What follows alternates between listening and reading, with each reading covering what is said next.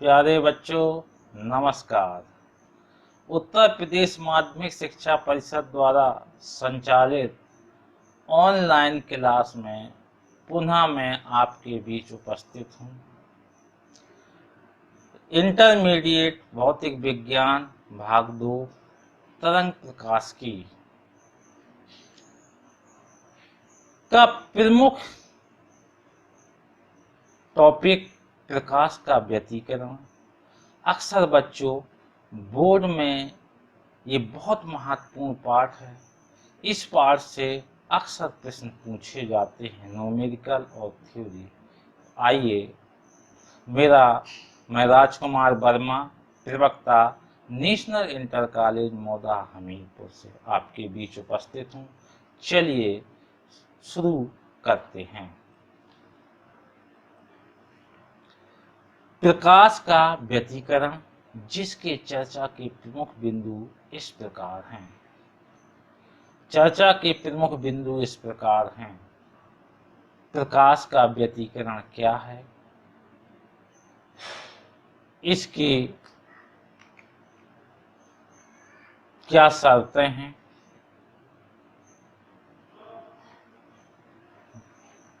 परिणामी तीव्रता किस प्रकार ज्ञात करते हैं, व्यतिकरण कितने प्रकार के हैं और यंग व्यतिकरण संबंधी प्रयोग तथा अंत में गृहकार्य और आपको महत्वपूर्ण प्रश्न दिए जाएंगे जो अक्सर बोर्ड परीक्षा में पूछे जाते हैं। आइए व्यतिकरण के बारे में समझते हैं।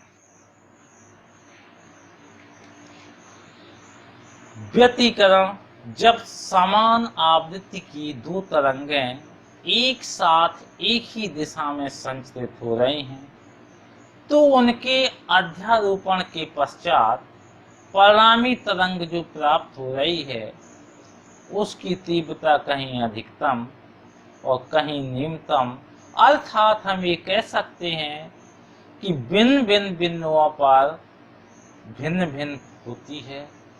इस घटना का प्रकाश का व्यतिकरण कहलाता है। आइए इसके एक्सपेरिमेंट के माध्यम से समझते हैं कि आपने एक थाली में जल लिया, तो जल के माध्यम से आपने दो कंकड़ फेंके, तो वहाँ जो लहरें हैं, अर्थात जो लहरें उत्पन्न हो रही हैं और आपस में दोनों तरंगें अध्यारोपित हो रही हैं, अर्थात टकरा रही हैं, और टकराने के बाद नई तरंग जनरेट हो रही है और नई तरंग का बनना, अर्थात दोनों तरंगों का इंटरफेयर होना ही इंटरफेरेंस कहलाता है। स्क्रीन के माध्यम से आप फिगर के माध्यम से समझ चुके हैं। देखिए बच्चों, ये फिगर से ये स्पष्ट हो रहा है कि ये दो वेव्स समान आवृत्ति की हैं और एक ही दिशा में संचित हो रही हैं। जब अध्यारोपित हो रही हैं, टकराती हैं, तो एक नई वेव्स जनरेट हो रही है और नई वेव्स का बनना, अर्थात दो तरंगों का इंटरफेयर करना ही इंटरफेरेंस कहलाता है। इंटरफेरेंस के लिए प्रमुख शर्तें क्या क्या होना चाहिए? इन तरंगों की कलांतर स्थिर होना चाहिए, अर्थात दोनों तरंगों को स्रोत सुगम होना चाहिए, अर्थात ये तरंगें समान आवृत्ति की प्रकाश का उत्सर्जन करेंगी, और अंतर स्थिर होना चाहिए, अर्थात दोनों तरंगों में कला परिवर्तन समान होगा। अगर कलांतर स्थिर नहीं है तो व्यतिकरण नहीं होगा। परिणामी तीव्रता समय के साथ अधिकतम या न्यूनतम होगी। यहाँ पर अगला टॉपिक है व्यतिकरण करने वाली तरंगों का ध्रुवीकरण। ध्रुवीकरण होना चाहिए तो व्यतिकरण होगा। दोनों तरंगों की आवृत्तियां बराबर होनी चाहिए, दोनों प्रकाश स्रोत कला संबंध होना चाहिए। उन तरंगों के बीच कलांतर स्थिर होना चाहिए। अगर दोनों तरंगों में कला परिवर्तन समान होगा तभी व्यतिकरण होगा। तरंगों की कलाओं का अंतर स्थिर नहीं होगा अगर आवृत्तियां और तरंग दैर्घ्य बराबर होंगी। दोनों प्रकाश स्रोत बहुत पास पास होना चाहिए, अति निकट होना चाहिए। अगर बहुत पास होंगे तो पतांतर अधिक नहीं हो और फ्रिंजों के बीच की दूरी कम हो जाएगी। दोनों प्रकाश स्रोत बहुत संकीर्ण होना चाहिए। अगर प्रकाश स्रोत संकीर्ण नहीं होंगे तो व्यतिकरण नहीं होगा और व्यतिकरण नहीं होगा तो फ्रिंजों में ओवरलैपिंग होगी और स्पष्ट फ्रिंजें दिखाई नहीं देंगी। आइए इसका मैथमेटिकल फार्मूला। व्यतिकरण की परिणामी तीव्रता। बच्चों आपने पिछले फर्स्ट ईयर में सरल आवर्त प्रगामी तरंग का समीकरण पढ़ा था, जिसका परिणामी विस्थापन y बराबर a sin omega t minus k x. अब यहाँ पे दो तरंगें एक साथ एक ही दिशा में संचरित हो रही हैं, अर्थात चल रही हैं। तो बच्चों इनके एम्पलीट्यूड a1 a2, इनके बीच कलांतर फाई और विस्थापन y1 और y2 आप नोट कर सकते हैं, स्क्रीन से देख सकते हैं। तो पहली तरंग का समीकरण y1 बराबर a sin omega t minus k x. इसी तरह दूसरी तरंग का समीकरण y2 बराबर a2 sin omega t minus k x plus phi होगा। अब दोनों तरंगें एक दूसरे पर अध्यारोपित हो रही हैं, सुपर कंपोज हो रही हैं, तब परिणामी विस्थापन y बराबर y1 प्लस y2 अध्यारोपण के सिद्धांत से। दोनों समीकरण को ऐड करेंगे। ऐड करने के बाद बच्चों sine omega t minus k x plus phi अर्थात साइन ए प्लस बी के फार्मूला से हम ओपन करते हैं। ओपन करने के बाद sine omega t minus k x whole bracket 1 a1 a2 cos phi bracket 1 plus cos omega t minus k x a2 sine phi. Omega कोणीय आवृत्ति है, के तरंग का निर्देशांक है। तो इन समीकरण से हमें जो समीकरण प्राप्त हो रहा है, इसके बाद अगर तरंग का परिणामी आयाम ज्ञात करना हो, a1 a2 cos फाई बराबर r cos फाई। दूसरा समीकरण बच्चों a2 sin फाई बराबर r sin फाई। यहाँ पर ये थीटा और r ये नए कांस्टेंट है, अर्थात कैपिटल R परिणामी आयाम अधिकतम आयाम है। इन समीकरणों को पुट करने के बाद जो नई तरंग जनरेट हो रही है, अध्यारोपण के बाद नई तरंग प्राप्त हो रही है और नई तरंग प्राप्त होना ही प्रकाश का व्यतिकरण कहलाता है। अर्थात दो तरंगें मिलकर के एक परिणामी तरंग प्राप्त हो रही, जिसका समीकरण y बराबर r sin omega t minus k x plus theta है। बच्चों जो पहली जो प्रगामी तरंग थी, उसी तरह नई तरंग का समीकरण स्वयं प्राप्त हो रहा है और नई तरंग का समीकरण प्राप्त होना ही व्यतिकरण की परिणामी तीव्रता कहलाती है।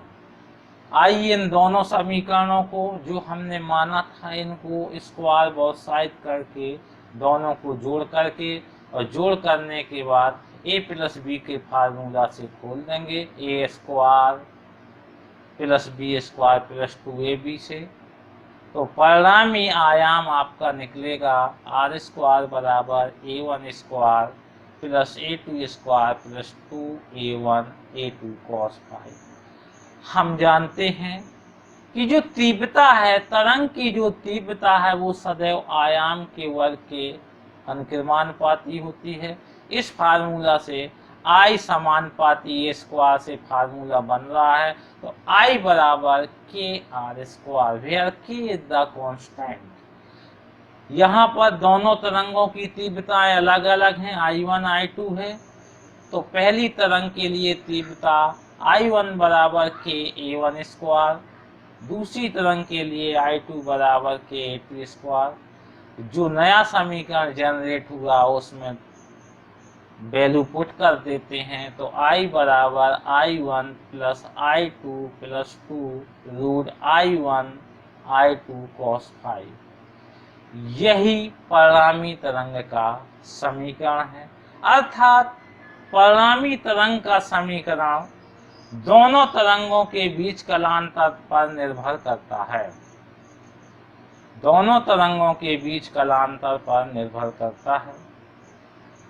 आइए इस फिगर के माध्यम से आप समझते हैं। ये पहली वेव्स है जिसका एम्पलीट्यूड a1 है। ये अधिकतम जो विस्थापन हो रहा है ये एम्पलीट्यूड है। ये श्रृंग है, ये श्रृंग है, ये गर्त है। अर्थात आपको श्रृंग और गर्त के रूप में तरंग वेव्स, क्योंकि जो तरंग है आपको दिखाई दे रही है, पहली तरंग का समीकरण दूसरी तरंग का समीकरण a2 हो जाएगा। और दोनों तरंगें जब सुपर कंपोज करेंगी तो अधिकतम आयाम a बराबर a1 प्लस a2 प्राप्त हो जाएगा। अर्थात हम ये कह सकते हैं कि परिणामी तीव्रता है दोनों तरंगों के कालांतर पर डिपेंड होती है। जो कालांतर है ये व्यंजक आपने पढ़ा। अब आइए व्यतिकरण के प्रकार। व्यतिकरण दो प्रकार का होता है। नंबर 1 संपोषी, जिसे रचनात्मक व्यतिकरण भी कहते हैं। दूसरा विनाशी व्यतिकरण। ये वेव्स चल रहे हैं जहां पर संपोषी और विनाशी व्यतिकरण स्क्रीन में दिखाया गया है बच्चों फिगर। ये वेव्स ऊपर जाके श्रृंग, नीचे गर्त, फिर श्रृंग, गर्त। अगर दोनों तरंगें समान कला में हों तो संपोषी व्यतिकरण, अगर दोनों विपरीत कला में हो रहे हैं तो कंस्ट्रक्टिव और डिस्क्रिप्टिव दोनों प्रकार के व्यतिकरण आइए अध्ययन करते हैं। संपोषी व्यतिकरण, जब दोनों तरंगें आपस में समान कला में संचित होती हैं और एक दूसरे पर अध्यारोपित होती हैं तो कुछ बिंदुओं पर परिणामी तीव्रता अधिकतम प्राप्त होती है और अधिकतम प्राप्त होना ही संपोषी व्यतिकरण कहलाता है। अर्थात हम ये कह सकते हैं कि ऐसा व्यतिकरण जिसमें दोनों तरंगें समान कला में संचित होती हैं, ऐसे व्यतिकरण को संपोषी व्यतिकरण कहते हैं। आइए इसका मैथमेटिकल फार्मूला। स्क्रीन के माध्यम से आपको एक वेव से जा रही है, दूसरी वेव ये संचित हो रही है और दोनों आपस में अध्यारोपित हो रहे हैं तो नई वेव्स जनरेट हो रही है। आपको इस फिगर के माध्यम से, इस एक्सपेरिमेंट के माध्यम को आपके सामने प्रदर्शित किया जा रहा है, आप समझ सकते हैं। और दोनों एक नई वेव्स जनरेट हो रही है और इसी नई वेव्स का बनना जहां पर परिणामी तीव्रता अधिकतम है, इस घटना का नाम है संपोषी व्यतिकरण। आइए इसका मैथमेटिकल फार्मूला। इसका गणितीय समीकरण इस प्रकार है, आपने अभी जस्ट पढ़ा है।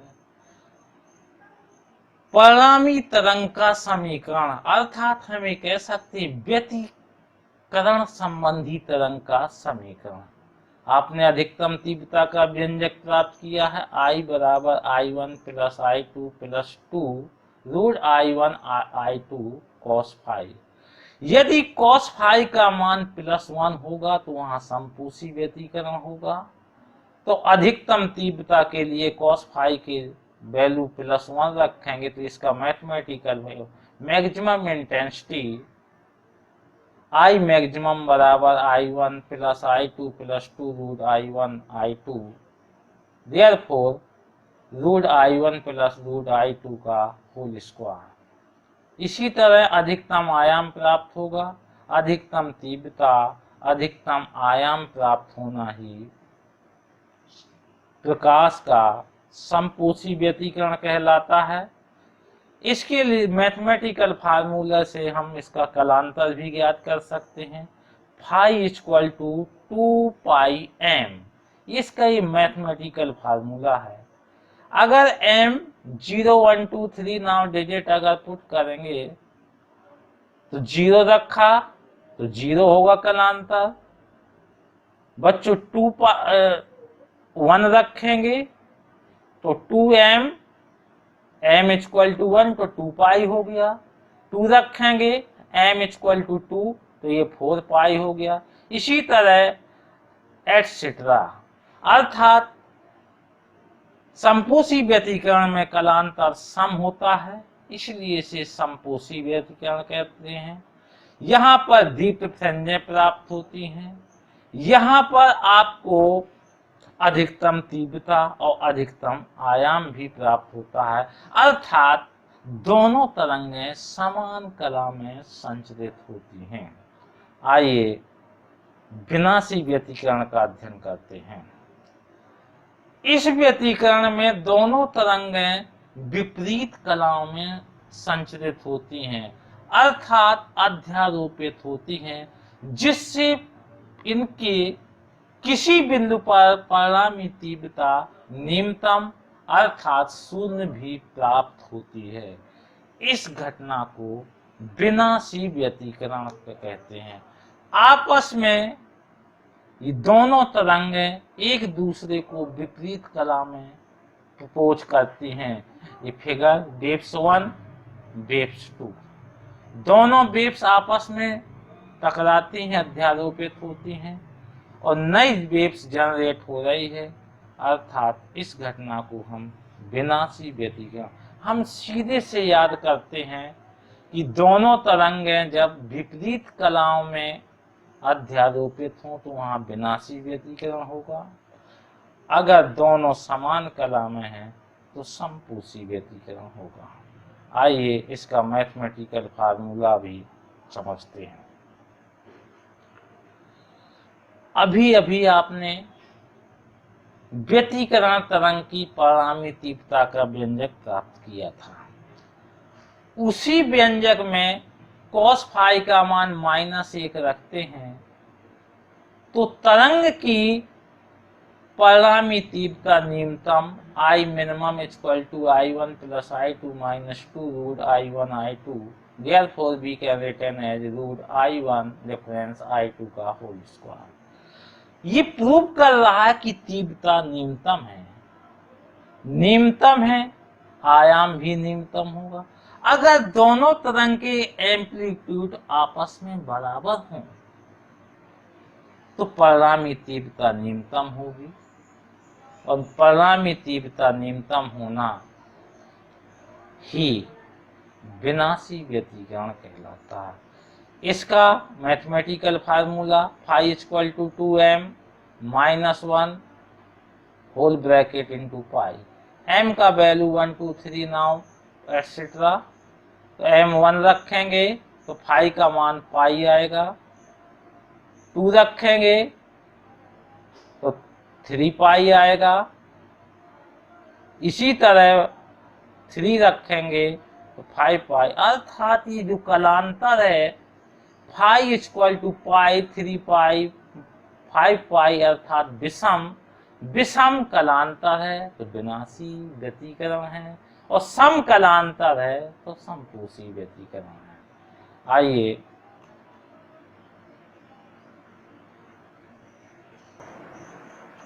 आइए यंग का एक्सपेरिमेंट का अध्ययन करते हैं। यंग का द्विरेखा छिद्र का प्रयोग। सन 1801 ईस्वी में सर थॉमस यंग द्वारा प्रकाश के व्यतिकरण की घटना को देखा गया और उन्होंने इस फिगर के माध्यम से अनेक प्रकार की घटना का अध्ययन किया। उन्होंने एक वर्णी प्रकाश स्रोत S से गुजारा, कुछ दूरी पर दो रेखा छिद्र के सिलटें ली तथा कुछ दूरी पर एक XY पर्दा रखा। जब एक वर्णी प्रकाश S से गुजरता है तो दोनों स्लिट A और B से द्वितीयक तरंगों के रूप में पर्दे पर समान चौड़ाई की पट्टियां प्राप्त होती हैं। दोनों छिद्र A और B एक दूसरे के अति निकट होते हैं और उनकी चौड़ाई लगभग 0.3 मिलीमीटर रखी जाती है। दोनों छिद्रों के मध्य की दूरी 0.3 मिलीमीटर है। दोनों छिद्र प्रकाश के स्रोत के समान दूरी पर स्थित हैं। स्रोत S से चलने वाली तरंगें समान कला में A और B पर पहुंचती हैं। दोनों छिद्र उच्च कला संबंध होते हैं और तरंग की तरह व्यवहार करते हैं। पिछले उसमें आपने हाइगेंस के तरंग सिद्धांत में पढ़ा था कि द्वितीयक तरंगें प्राथमिक तरंगों की चाल से चलती हैं। इस स्क्रीन के माध्यम से आपको स्पष्ट हो रहा है कि वेव्स जो चल रहे हैं पर्दे पर अनेक प्रकार की फ्रिंजें दिखाई दे रहे हैं। एकांतर पर्दे पर समान चौड़ाई की पट्टियां दिखाई गई हैं जिन्हें हम फ्रिंजें कहते हैं। ये फ्रिंजें हैं चित्र के माध्यम से। जब इन बिंदुओं से स्क्रीन X और Y रखी जाती है तो स्क्रीन पर अध्यारोपण के कारण दीप्त और अदीप्त फ्रिंजें एकांतर क्रम में प्राप्त होती हैं। इन फ्रिंजों को व्यतिकरण फ्रिंजें कहा। बिंदु P पर ये दोनों समान दूरी पर हैं, अर्थात जो चमकीली फ्रिंजें हैं उन्हें हम दीप्त फ्रिंजें कहते हैं तथा जो डार्क फ्रिंजें हैं उन्हें हम अदीप्त फ्रिंजें कहते हैं। यहाँ पर समपोषी और विनाशी व्यतिकरण भी प्राप्त होता है। पर्दे पर आपको दिखाया गया है ये फिगर के माध्यम से दीप्त और अदीप्त अर्थात सुरंग और गर्त में प्रस्पंद रेखाएं बनती हैं जिन्हें दीप्त फ्रिंजें कहते हैं। सुरंग और गर्त पर ये डार्क पट्टियां दिखाई दे रही हैं जिन्हें अदीप्त फ्रिंजें कहते हैं। इनकी तीव्रता न्यूनतम और दीप्त। आइए यंग के द्विवास्तविक प्रयोग करते हैं।